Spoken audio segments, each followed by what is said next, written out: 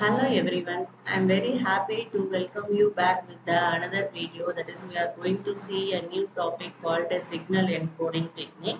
Before that, I want to introduce myself. That is, I am Dr. Revati, working as an assistant professor in Department of Data Analytics at the Dr. SNS Rajalakshmi College of Arts and Science, Coimbatore.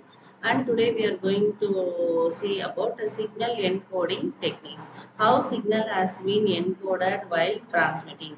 Here we are going to see there are two types of signal. One is digital or analog, and digital or analog is given as input to the encoder, and the encoder gives the digital signal, and digital signal has been decoded and it has been given as a input.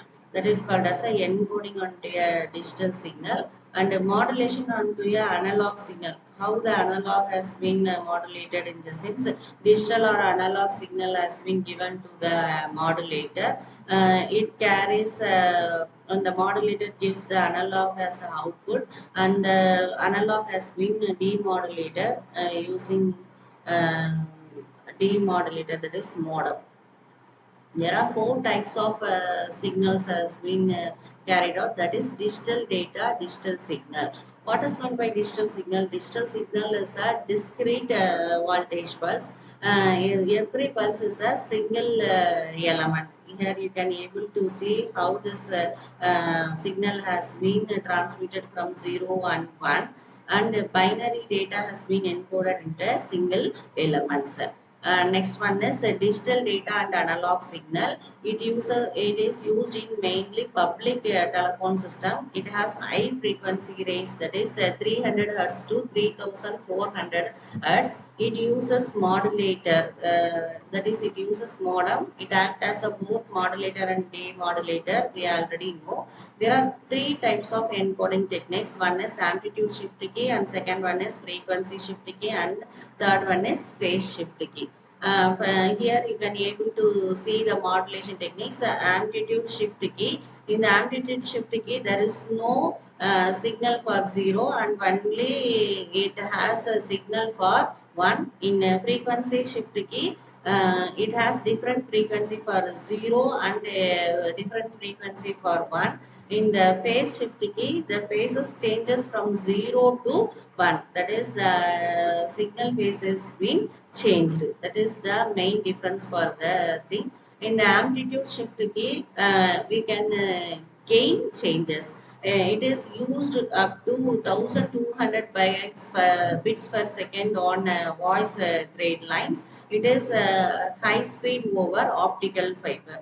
Uh, in binary frequency shift key, it is mainly used to differentiate frequencies. It suspects less error than amplitude shift key. It is used up to 1200 bits per second on voice grade lines, and it has high frequency radio, and even it is used on online using coaxial cable. And multiple frequency shift key. The signal elements represents more than one bit. More than two frequency has been used. More bandwidth efficient is used here, and it is less error. And the frequency shift key.